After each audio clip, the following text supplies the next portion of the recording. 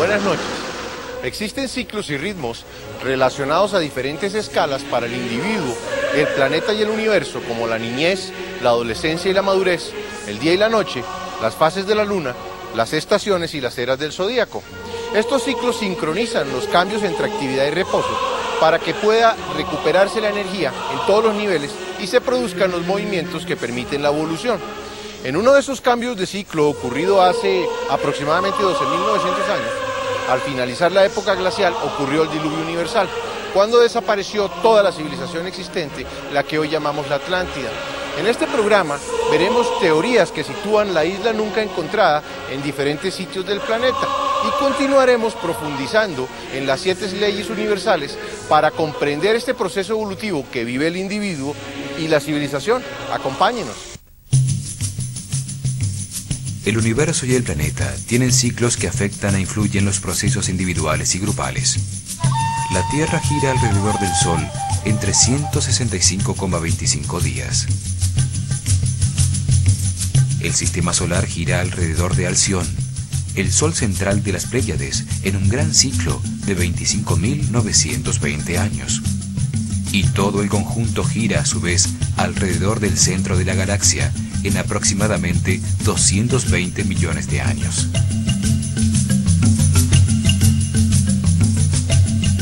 Son ciclos del universo, regulados por la ley de la armonía, para sincronizar los períodos de actividad y reposo, de día y de noche, de siembra y cosecha, de estaciones difíciles a las que les sigue la primavera y el verano. Están diseñados por el Creador para permitir el avance de las conciencias hacia la sabiduría. En todo ciclo, al pasar el punto medio de desarrollo de la estructura social, aparece la fuerza de disolución, que se intensifica en las 2/3 partes del ciclo. Al final de los grandes ciclos universales, se renuevan completamente los procesos geológicos, sociales y humanos para permitir el desarrollo de una nueva estructura para la evolución. Se cosechan las conciencias más evolucionadas y sabias entre miles de millones de almas para que asciendan en las jerarquías del universo como resultado de la comprensión obtenida con las experiencias de la vida. Es un momento que los libros sagrados denominan el juicio final, cuando los seres humanos se autoclasifican y aparece la información y los elementos necesarios para el próximo ciclo. Todos los seres humanos van subiendo por cada uno de los niveles de aprendizaje correspondientes a las 7 leyes universales. Las civilizaciones crecen como niños y desarrollan características sociales, económicas, políticas y religiosas que definen las respuestas de los individuos y las maneras de aprender sobre el universo. Sin embargo, llega un momento en que la estructura desarrollada se vuelve rígida. No permite los cambios que facilitan ese aprendizaje ni la comprensión necesaria para ascender en las jerarquías del universo. Por eso, existen los grandes ciclos que renuevan la Tierra, permitiendo un nuevo desarrollo social por otro período igual. Lo importante no es la civilización o su estructura, sino la conciencia individual en su eterno desarrollo, en el que adquiere sabiduría para ascender en las jerarquías del universo hacia Dios. Se puede decir que la civilización es el cuerpo que contiene la personalidad temporal de toda la humanidad, en su proceso de comprensión del universo y evolución espiritual. Estos grandes ciclos producen eventos magnéticos a escala de toda la humanidad que sacuden al planeta y generan cambios como el diluvio que produjo la desaparición de la civilización atlante para dar paso al nuevo ciclo de la actual civilización que llamaremos Aria.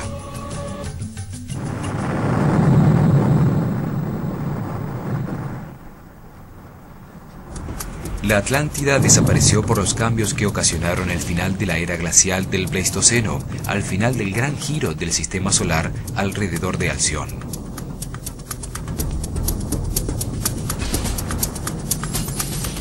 Ese gran ciclo fue dividido por los sumerios en 12 eras de 2160 años cada una, para registrar los momentos críticos del avance del sistema solar en su paso a través de esas 12 divisiones que conforman el zodíaco o círculo de animales. En estos momentos, el sistema solar se encuentra al final de la era de Piscis, a punto de entrar en la nueva era de Acuario, casi en la mitad del recorrido del nuevo tiempo, contado a partir del diluvio universal y la desaparición de los atlantes. La civilización aria actual está saliendo de 12.960 años de oscuridad. Se encuentra en el amanecer de la galaxia, en un momento de transformación que comienza a producir una nueva era de armonía y paz, que tendrá los próximos 12.960 años de florecimiento. Un ciclo como el día y la noche, en una escala mayor, que produce las transformaciones necesarias para permitir la evolución del hombre y la humanidad como un todo. La humanidad atlante también vivió ese gran ciclo de 25.920 años. La primera mitad de ese ciclo fue en la noche de la galaxia, la segunda mitad floreciendo cerca de la luz. En cada gran ciclo, la civilización tiene 3 períodos. Inicialmente, la mayoría de los sobrevivientes del cataclismo con el que terminó el ciclo anterior están perdidos en la oscuridad. Son como un agujero negro absorbente. Solo existe el lamento por lo perdido. Emanan solo luz negra de sí mismos. Pero con el tiempo se sobreponen y gestan una civilización primitiva. En una segunda etapa, maestros con conocimientos, sabiduría y niveles superiores de conciencia que sobrevivieron al cataclismo, o guías que pertenecen a las jerarquías superiores del universo, que permiten el establecimiento de las estructuras básicas de la sociedad. Así aparecen civilizaciones guiadas por seres superiores como Tot el Atlante, quien desarrolló las ciencias y la escritura de los egipcios, o Anu y Enki, que guiaron a los sumerios. Los individuos más avanzados de la civilización actual recibieron el conocimiento del ciclo anterior Atlante, convirtiéndolo en la base de la nueva estructura. Durante los últimos 12.948 años, han desarrollado una cultura propia y están en el proceso de transformación que los conducirá al apogeo de la actual civilización, cuando la sociedad y la mayoría de sus individuos conecten los centros de amor en la conciencia.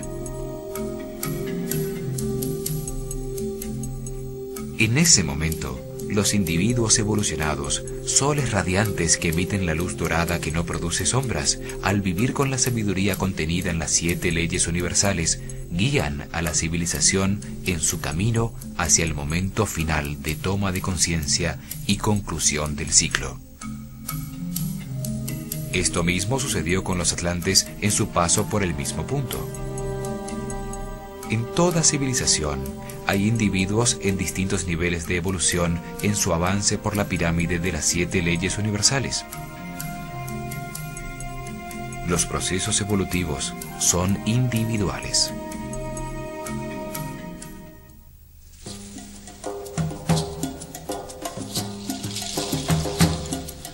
Según Platón, hace 13.000 años la Atlántida existió en una isla en el centro del Atlántico, y su cultura se extendió por toda la zona tropical del planeta en todos los continentes.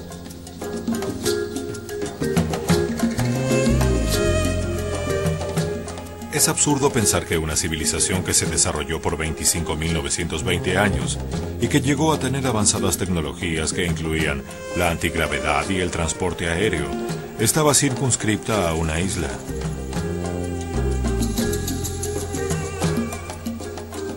Seguramente, como sucede actualmente, algunos países eran más desarrollados que otros, y el corazón de la civilización que llamamos Atlante podía estar en la isla.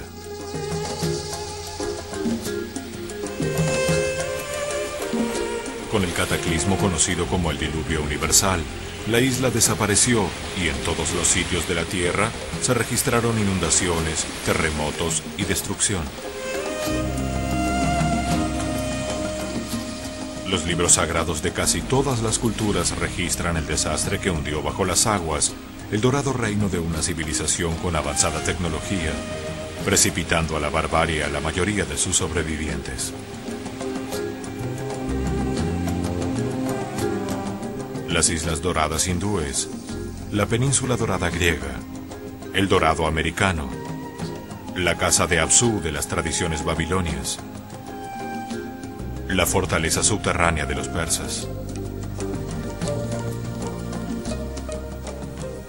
el Atala de los hindúes, el Tulapán Chiconautlán, Tuyán o Aztlán de los mayas,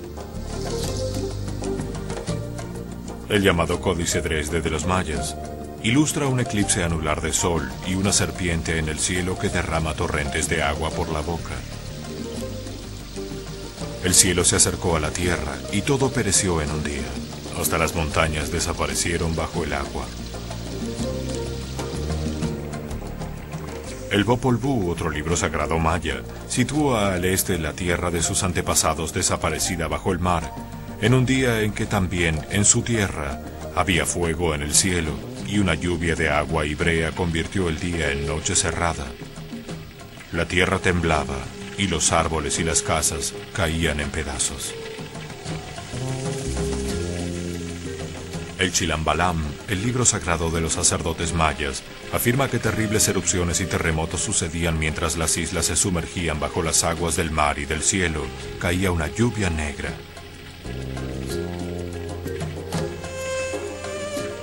El Códice Troano dice que Huracán trajo el fin del mundo a la isla de sus antepasados, que se hundió bajo las aguas durante la noche, hace 11.600 años, en el año 6 Can, 11 Muluk, en el mes de Sac.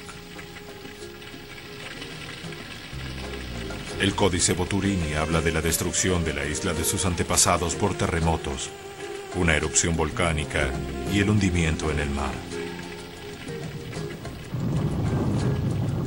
Para los aztecas, Quetzalcóatl, el dios del aire, quien les enseñó el uso de los metales, de la agricultura y de las artes, llegó de Tlapallán, una isla al este que se hundió bajo el mar cuando se oscureció el sol y la lluvia destruyó todo lo que existía. En ese diluvio, solo sobrevivieron Coxcox y su esposa en una barca llena de animales. Los egipcios creían que su civilización había sido traída por Tot desde Amenti, el rojo país de los muertos que se encontraba al oeste donde vivían los misteriosos Hanebut, la gente de los pilares gemelos.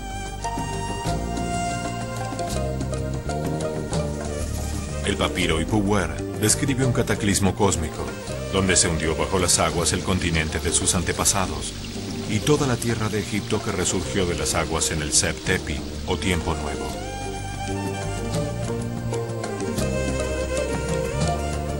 Los fenicios, cuyo nombre significa rojos en griego, aseguraban que sus antepasados procedían de una isla de fuego.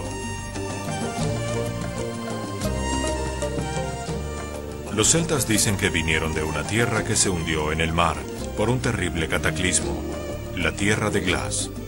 También la llamaban el paraíso hundido o Cantref Wello.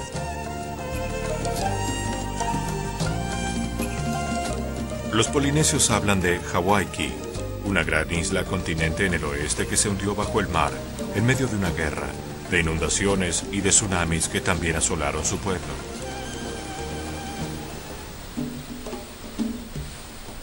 Platón no es el único escritor antiguo que habla de una civilización anterior. Virgilio en las Geórgicas y Tíbulo en las Elegías nos cuentan de una civilización desaparecida donde no existía la propiedad privada. La tierra era de todos y se vivía en gran armonía.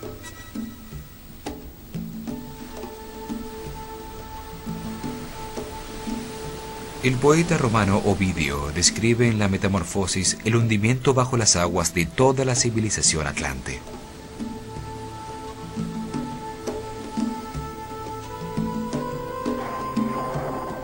Había antaño tanta maldad sobre la tierra que la justicia voló a los cielos, y el rey de los dioses decidió exterminar la raza de los hombres. La cólera de Júpiter se extendió más allá del reino de los cielos. Neptuno, su hermano de los mares azules, envió olas en su ayuda y copó la tierra con su tridente, y ésta tembló y se estremeció. Muy pronto, no era ya posible distinguir la tierra del mar. Bajo las aguas, las ninfas nereidas contemplaban asombradas los bosques, las casas y las ciudades. La mayoría de los pueblos sobre la Tierra registran una destrucción generalizada alrededor del globo por un cataclismo que destruyó una dorada civilización. Todo indica que el diluvio ocurrió entre el año 10.500 a.C. y el 11.500 a.C. Los calendarios de casi todas las culturas comienzan a contar lo que llamaron el Nuevo Tiempo en ese período. Los calendarios egipcio, maya, inca y persa eran muy similares. Todos dividían el año en 18 meses de 20 días y tenían un período de transición de 5 días de fiesta para recibir el año nuevo. Los persas, que practicaban la religión de Zoroastro, comienzan a contar el Nuevo Tiempo en el año 10.600 a.C.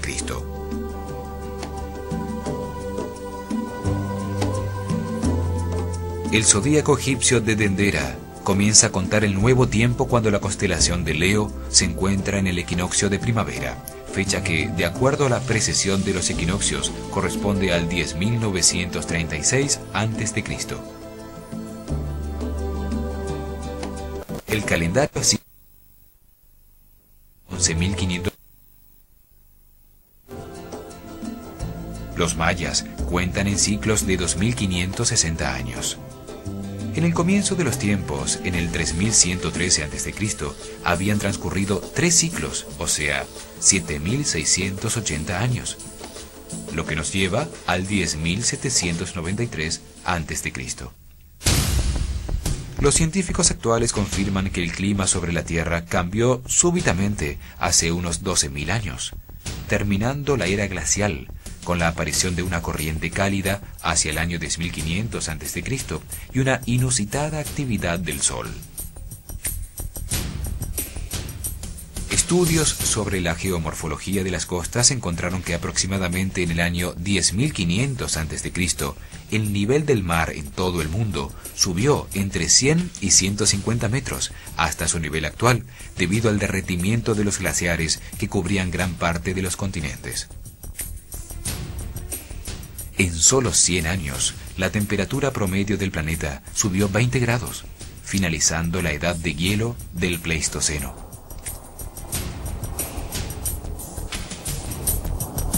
Los continentes cambiaron de forma al derretirse la masa de hielo, que liberó la presión isostática sobre la corteza de la Tierra, produciendo nuevas montañas y fuertes movimientos en las placas tectónicas.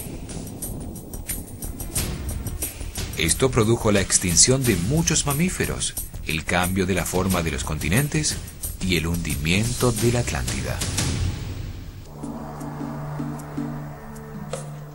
El investigador Zecharia Sitchin se basa en tablas sumerias para afirmar que el final de la era glacial, del Pleistoceno y el diluvio sucedieron entre el 10.500 y el 11.000 a.C.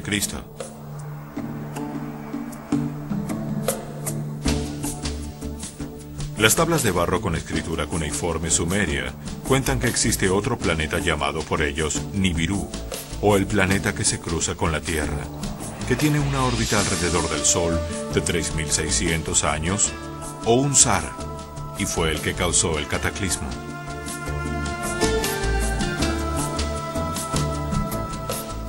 El cruce cercano a la órbita de la Tierra de Nibiru, el planeta no reconocido, con su campo magnético y fuerza gravitacional, desestabilizó a la Tierra moviendo su eje de rotación.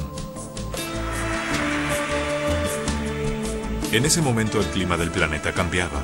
La temperatura promedio había subido 20 grados en 100 años, y los glaciares existentes en todos los continentes y los hielos de los polos se encontraban bastante sueltos.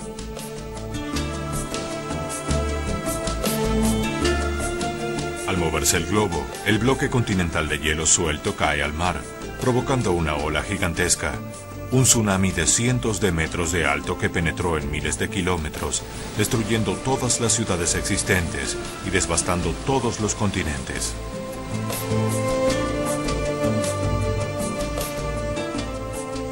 El movimiento de las capas tectónicas provocó un terremoto global, la explosión de todos los volcanes, enormes evaporaciones de agua y tormentas. Miles de kilómetros cúbicos de polvo oscurecen el cielo, produciendo un efecto invernadero que no deja escapar el calor, aumentando la temperatura, terminando de derretir los glaciares y sumergiendo continentes. Así se hunde la Atlántida.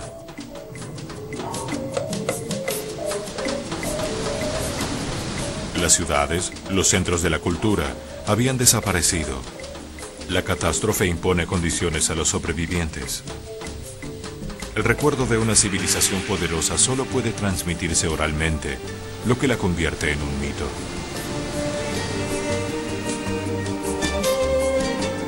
En todas las culturas aparece el mito del diluvio y de un ser a quien le avisan de la inminente catástrofe, con órdenes precisas de aprovisionarse, reuniendo semillas y animales para reiniciar la civilización.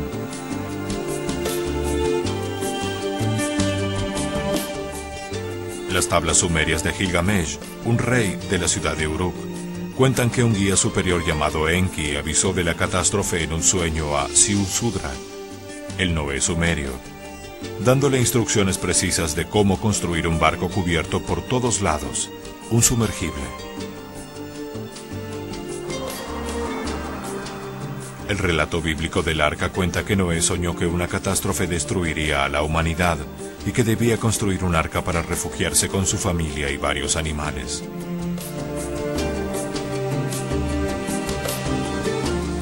El Zendavesta persa cuenta la misma historia, pero la protección de Yima, su familia, animales y plantas fue en una cueva. El Mahabharata hindú cuenta cómo Brahma se le aparece a Manu para prevenirlo del desastre y ordenarle la construcción de una nave donde debía proteger a los 7 rishis o sabios y todas las semillas. Si distintos Noés en diferentes partes del mundo fueron avisados de la catástrofe, esta debía tener origen en el sistema solar y se podía precisar en el momento en que iba a suceder. Al destruirse la civilización, la humanidad sobreviviente sufrió un retroceso y quedó en estado de barbarie.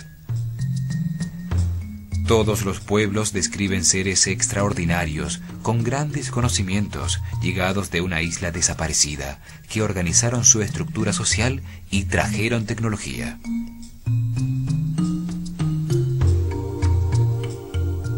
Enki y Anu, que organizaron a los sumerios.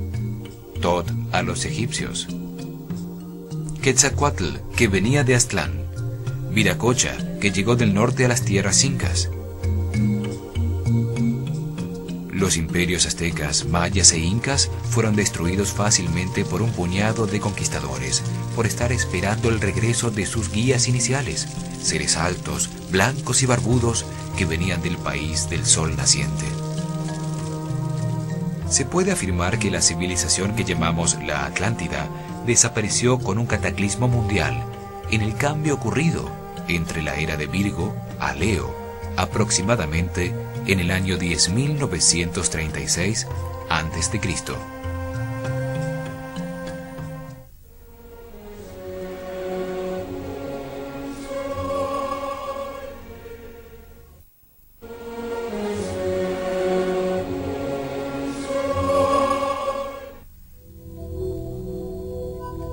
En 1900, Katie Frost publicó en el Times de Londres una teoría que situaba a la Atlántida en la Creta minoica. Hablaba de una pacífica civilización que fue el centro de un gran imperio unido por el mar. Argumentó que su capital, Knossos, junto con las ciudades aliadas, fueron destruidas cuando estaban más seguras y fuertes, como si todo el reino hubiera sido barrido por el mar, dando lugar a la leyenda de la Atlántida.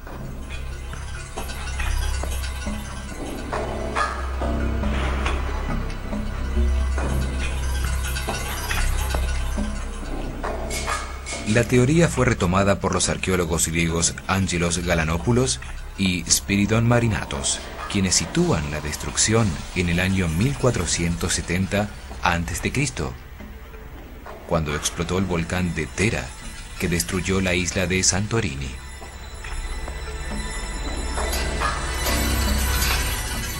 La explosión produjo una gigantesca ola, un tsunami, que barrió con sus aguas todas las islas cercanas, ocasionó fuertes tormentas, terremotos, y sus cenizas bloquearon el sol por años.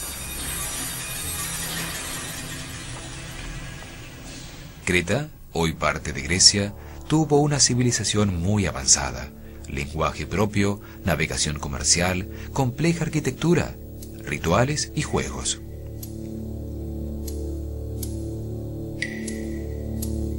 Dice la leyenda que el palacio del rey Knossos fue construido por Daedalus, el padre de Ícaro, para albergar en su laberinto al Minotauro, hijo de los amores de la lujuriosa esposa del rey Minos, con un bellísimo toro blanco.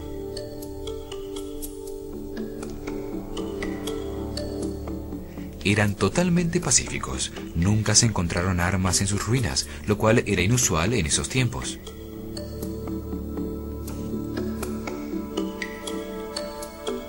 Marinatos justifica la diferencia entre las cifras descritas por Platón y las de su teoría, diciendo que un escriba anterior, al sacerdote que le transmitió la información a Solón, confundió el símbolo egipcio de 100 y multiplicó todas las cifras por 10.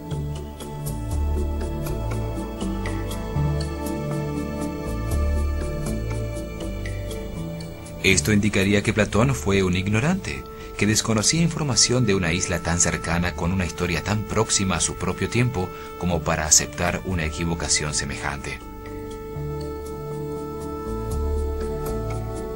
Sin embargo, la equivocación va más allá de las cifras, pues Creta no está localizada después de los pilares de Hércules, al este del Mediterráneo, ni tenía canales de irrigación, ni elefantes, ni clima tropical, ni su vegetación tenía cocos y piñas, tal como dice Platón en sus descripciones sobre la Atlántida. La destrucción de Creta sucedió apenas 900 años antes de Solón, no 9000 como dice Platón que sucedió en la Atlántida. No dejaron construcciones megalíticas ni la isla se hundió bajo el mar. La única coincidencia es que en su destrucción hubo volcanes activos, terremotos y tsunamis. Enunciada por Charles Hapgood con el apoyo de Einstein, otra teoría sitúa a la Atlántida sepultada bajo el hielo de la Antártida, argumentando que el Polo Sur estuvo antes en la zona tropical del planeta. Hapgood afirma que el Océano Atlántico estaba formado por todas las aguas de los mares del mundo, y que en su centro se encontraba la Antártida. La teoría se desarrolló cuando se encontraron miles de mamuts congelados en Siberia, con hierbas en sus estómagos y sus colmillos en perfecto estado, lo que indicaría que debieron morir súbitamente ahogados. Pruebas de carbono sitúan el suceso en el 10.700 a.C. Hapgood afirma que la corteza terrestre que flota sobre un semilíquido de magma se desplazó sobre el núcleo sólido del planeta, girando suelta como la piel de una mandarina, debido a la acumulación paulatina de hielos en los polos. La teoría afirma que llega un momento en que el gran peso del hielo acumulado desbalancea el planeta y hace girar toda la corteza, cambiando de lugar el trópico con los polos. Esto hizo que la Antártida, una isla que se encontraba en el trópico, se desplazara hacia el actual Polo Sur, congelándose bruscamente su clima, mientras Norteamérica, que había estado en el polo, se descongelaba. Sin embargo, los estudios geológicos demuestran que las capas de hielo se extendieron al máximo durante la era glacial y luego se replegaron por el calentamiento, pero no se formaron nuevas capas en otros sitios.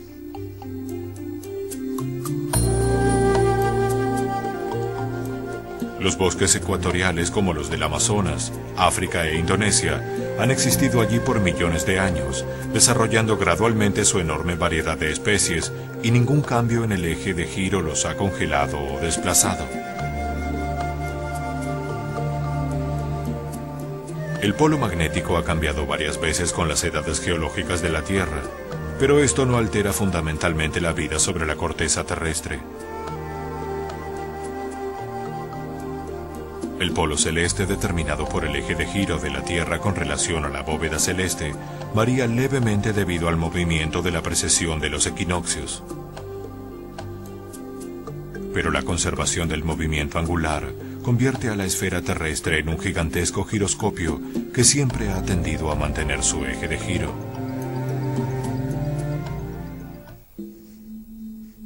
Esta teoría tampoco coincide con los hechos narrados por Platón, entre los que afirma que el continente se hundió totalmente en el mar, algo que nunca sucedió con la Antártida.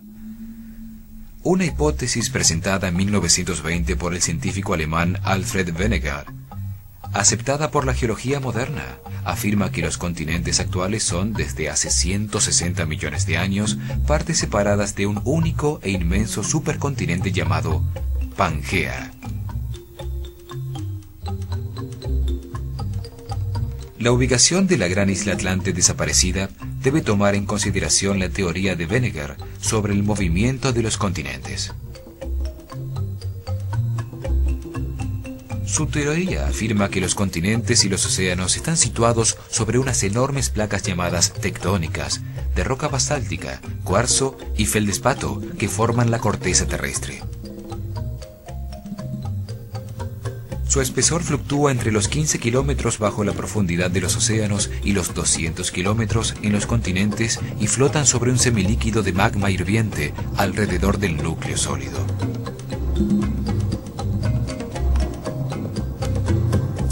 La Tierra está formada por 13 placas tectónicas, 7 grandes, 4 medianas y 2 pequeñas, que tienen movimientos relativos entre sí y que se fueron separando hasta llegar a las posiciones actuales de los continentes. Sus bordes registran permanentes choques y movimientos, unos de separación, otros de acercamiento y otros de transformación entre las placas adyacentes. En estos bordes suceden la mayoría de los terremotos y se localizan los volcanes del planeta. La placa más grande es la de Norteamérica, le sigue la que soporta a Europa y Asia. La tercera en tamaño es la placa del Pacífico, en cuyos bordes se encuentra el cinturón de fuego de volcanes. Las placas tectónicas de Sudamérica y África se han estado separando desde el comienzo de los tiempos y son de un tamaño muy similar al de la placa de Australia. La última gran placa es la que soporta el continente de la Antártida en el polo sur del planeta. Luego aparecen 4 placas intermedias de tamaño similar. La placa de Nazca, que trata de levantar el continente sudamericano metiéndose por debajo, y la placa arábica, la India y la Filipina.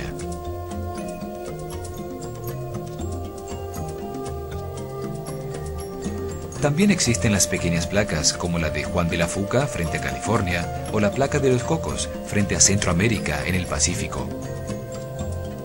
Y la última de las pequeñas placas es la placa del Caribe, donde ha habido bastante movimiento en los últimos miles de años. Si se toma en consideración la teoría de Wegener sobre el movimiento de los continentes, veremos que existe solo un sitio posible para localizar a la Atlántida. En el Océano Atlántico existen 3 puntos donde confluyen las placas. El primer punto está en la confluencia entre la placa del Caribe, la placa de Sudamérica y la placa de Norteamérica. El segundo es en la confluencia entre la placa de Norteamérica con la de Sudamérica y con la de África, en el sitio llamado la elevación de la mitad del Atlántico. El tercero es en el sitio de contacto entre la placa de Norteamérica con la africana y con la euroasiática. En este triángulo debe localizarse la isla desaparecida. Debido a los movimientos tectónicos ocasionados por el cataclismo, se modificaron todos sus bordes. Los hemisferios occidental y oriental se mueven sobre sus placas tectónicas, reparándose en la mitad del Atlántico en una enorme fractura llamada la Grieta del Atlántico Medio. Se sabe que allí había hace 12.500 años volcanes activos en un sitio llamado el Monte de Venus.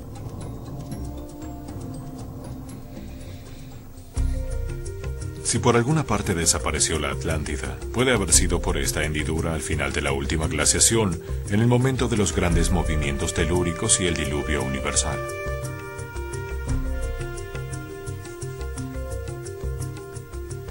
En este mapa vemos la grieta del Atlántico Medio y los colores corresponden al tiempo de formación de la Tierra en el fondo del océano.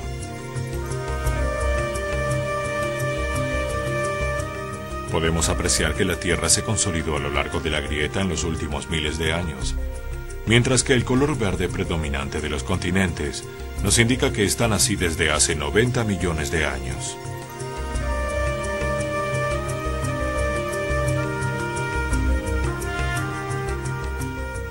Podemos suponer que si la Atlántida existió, debió estar localizada sobre la zona roja de la hendidura, donde los cambios son más recientes.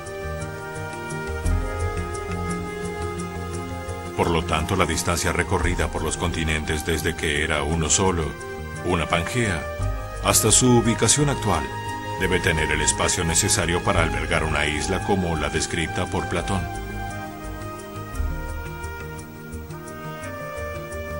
Se puede observar que la isla siempre tuvo el espacio necesario para existir, y que hace 150 millones de años puede haber formado parte del corazón de la Pangea.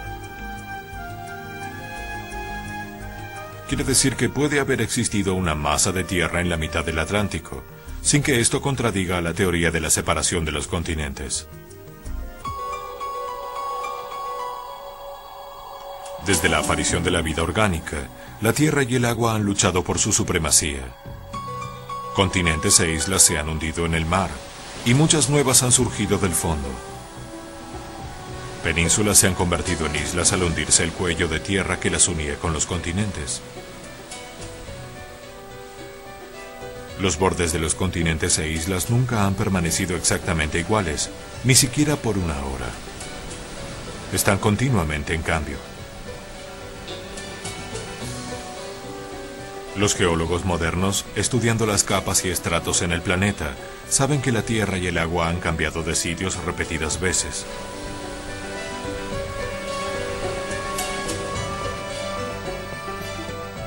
Una de estas veces, en la mitad del Atlántico se hundió para siempre la madre de la actual civilización. Fue uno de los procesos cíclicos regidos por las leyes de correspondencia, evolución y armonía que determinan la evolución de todo el universo.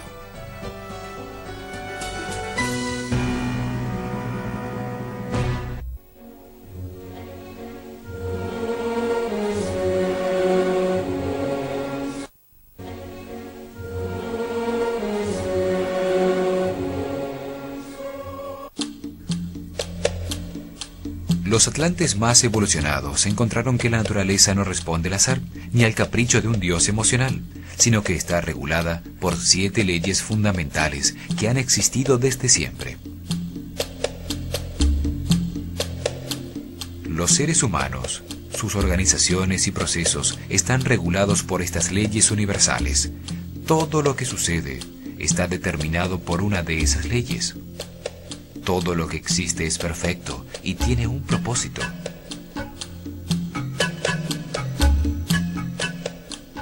Los eventos que no entendemos, como las enfermedades incurables, la violencia y el deterioro de la sociedad, no existen por casualidad, sino que están regulados por esas leyes. Conocer, entender y aceptar las leyes universales que rigen los procesos de la civilización permiten ver que cada ser humano es parte de un proceso de evolución universal. Un eslabón en la cadena que va desde lo más grande hasta lo más pequeño, de lo más sutil a lo más denso, y que da sentido al pasado, explica el presente y permite encontrar una nueva dirección al porvenir. Esta comprensión produce al individuo la seguridad de avanzar hacia una nueva forma de civilización, más armónica y con más satisfacciones para toda la humanidad. También brinda a cada ser humano las herramientas para llenar su vida presente de armonía y felicidad. La ley de la naturaleza, en base a la pirámide de las leyes, codifica en el ADN de todos los seres vivos la estructura de los cuerpos físicos y las conductas instintivas de cada especie para propiciar su multiplicación, mantenerlos con vida y permitir que se defiendan de la agresión.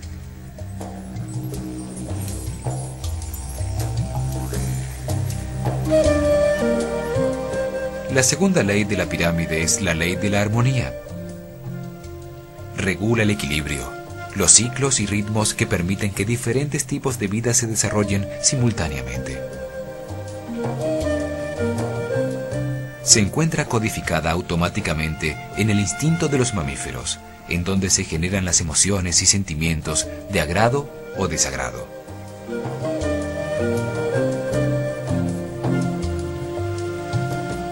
Lo que genera armonía y permite las relaciones equilibradas entre las especies produce agrado. Lo que impide la existencia simultánea de distintos tipos de vida produce desagrado. Lo que agrada se repite, lo que desagrada se evita. Las especies predadoras, por ejemplo, solo matan cuando lo necesitan para subsistir. No acaban con otra especie por placer. Una vez satisfecha su necesidad, coexisten pacíficamente con sus víctimas posibles. En el hombre, la armonía se logra paulatina y conscientemente a lo largo de la vida. Almacena en la memoria intelectual los distintos conceptos que ha aprendido para definir lo que para él es belleza y arte.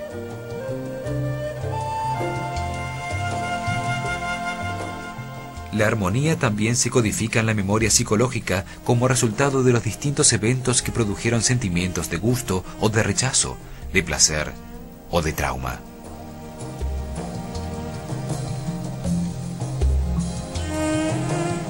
Estos conceptos y recuerdos permiten que el hombre pueda establecer una relación de equilibrio entre dar y recibir que produce agrado y armonía. La ley de la armonía regula los ciclos y ritmos de todo lo que existe, sincronizando y permitiendo las relaciones de la diversidad para dar lugar al universo. Utiliza el tiempo para delimitar los distintos procesos, sincronizando sus interacciones y permitiendo que todos puedan suceder simultáneamente. Determina las secuencias de movimiento para que todos los seres vivos se desarrollen y establece las relaciones entre todas las secuencias producidas por la diversidad. Proporciona la organización y la distribución para que todo lo que existe ocupe el lugar que le corresponde. Se manifiesta en la diversidad que se mantiene y convive sin destruirse.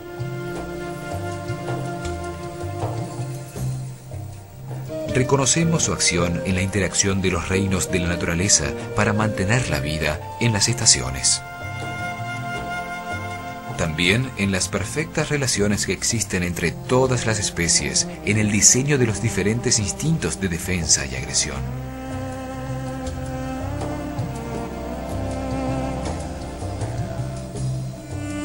Se manifiesta en la unión y la tolerancia entre los seres de la misma especie y de éstas entre sí.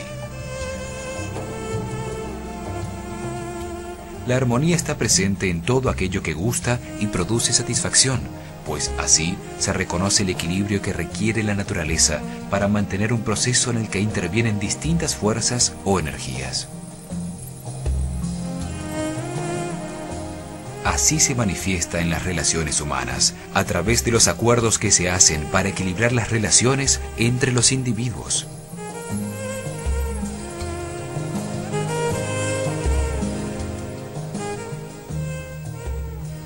El hombre se encuentra dentro de la ley de armonía cuando tiene buenas relaciones con las demás personas, cuando existe la sensación de agrado, de cordialidad, amabilidad y estética.